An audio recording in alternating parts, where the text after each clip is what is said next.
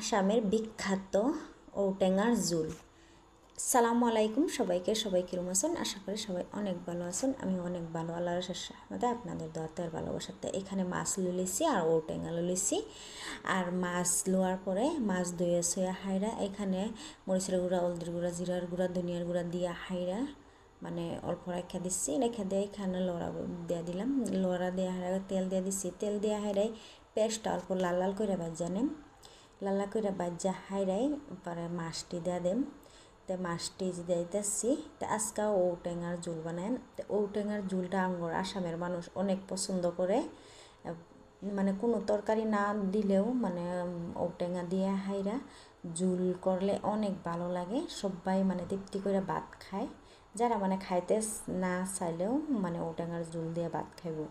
এটা হচ্ছে আসামের বিখ্যাত মানে ঔটেঙার ঝোল। তো এই যেন মজা দিয়ে দিচ্ছি।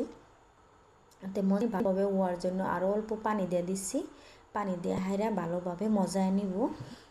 তো ডাকনা দিয়ে ডাকা দিলাম। ডাকা দেওয়ার পরে আবারও আসলাম, আইসা দেখি অল্প মানে ফুটতাছে ঝোল। তো আবারও ডাকনা দিয়ে ডাকা দিলাম।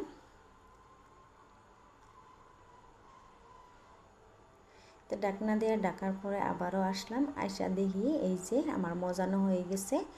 অনেকগুলা পানি দিয়ে দেম, ঝোলের পানি।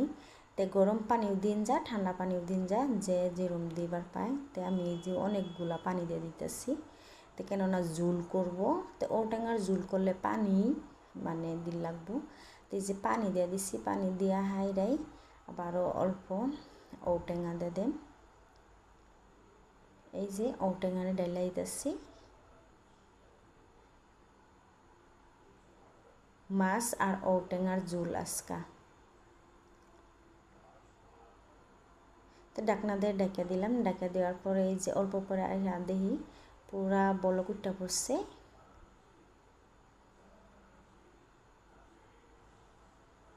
ঔটেঙাটি মানে বাতি হইলে মানে ফুটন্ত গরম পানি দিল লাগে, কেন না এটা তো অল্প কুমলা ঔটেঙাটি, এই লিগে আমি মানে ঝোল দেওয়ার সাথে সাথে দিয়ে দিচ্ছি। তো এই যে কি সুন্দরভাবে টকবক টকবক করে বলক করতেছে। তো কে কে ঔটেঙার ঝোল খায় পছন্দ করুন অবশ্যই কমেন্টের মাধ্যমে জানাবেন। আর ভিডিওটা যদি ভালো লেগে থাকে অবশ্যই পেজটা ফলো করে দিবেন।